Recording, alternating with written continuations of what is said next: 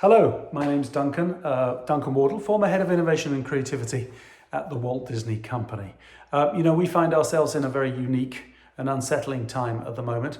But if there is one silver lining, it's this. When I ask people what are the barriers to being more innovative and creative at work, the number one barrier I always hear cited by all the C-suites, all the CEOs, by just normal people is, I don't have time to think. Well, guess what? Now we do. We have more time to think than perhaps we would have liked. And so now is the time to challenge our industries that will be changed by what will happen in the next 6 months. Think about, physical retail versus Amazon and the acceleration. Think about physical restaurants and the acceleration of Uber Eats. Think about, we used to commute to an office, but now we're going to use Zoom. And what will that mean? Will we all go back to exactly how we were doing it before? No, we won't.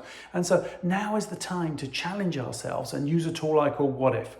And this is a wonderful tool for challenging the rules of your industry, getting you out of your river of thinking, your area of expertise, your experience, and get you to consider a different idea. It was created by Walt Disney in 1940. He created the film Fantasia, which was a classical masterpiece set to classical music. And he said, what he wanted it to mist inside the theatre during Drip, Drip, Drip, Little April Showers. He wanted heat pumped in during Night on a Bare Mountain. And the theatre owner said, no, Walt, far too expensive. We would never do that.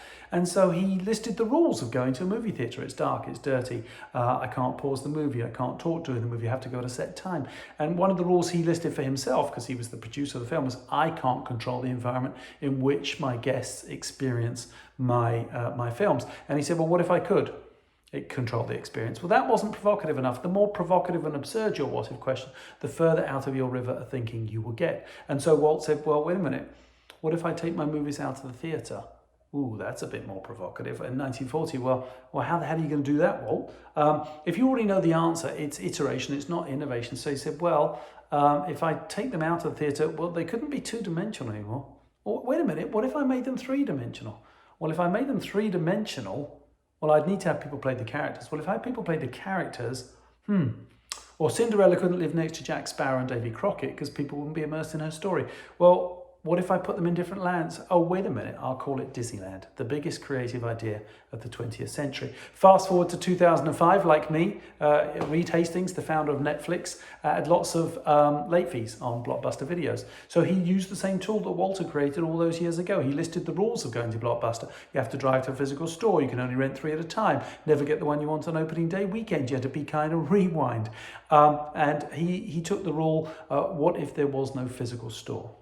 Again, didn't know how to do it, but he looked around the world and sure enough, YouTube had existed for many, many years before streaming amateur content. He said, well, wait a minute, what if I create a service that just streams professional content? Well, then people wouldn't have to rewind anything. They wouldn't have to drive to a store. I'll be open 24 hours a day, 7 days a week. Everybody gets the one they want opening day. I'll cut the rental off at 24 hours so nobody pays a late fee. I'll take my idea to Blockbuster Video 5 times. They'll turn me down 5 times and I'll take them out of business in less than 5 years.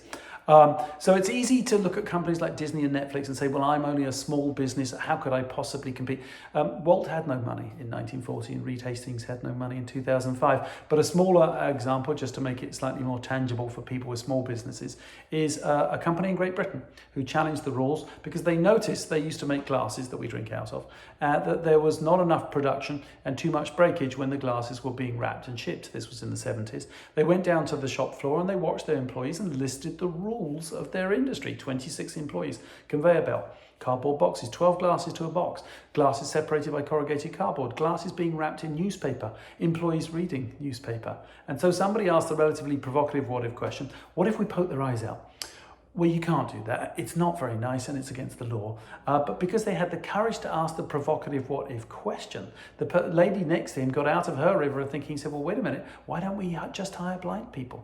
And so they did. Breakage went down. I believe it was over 80%. Production went up about 35%. And the British government gave them a 50% salary subsidy for hiring people with disabilities. So now is the time to use tools like What If, and to list the rules of your industry one by one. Pick one rule and ask, what if that rule no longer existed? And develop some new ideas. You'll be amazed at the revolutionary new concepts you could come up with by simply challenging the rules of your industry.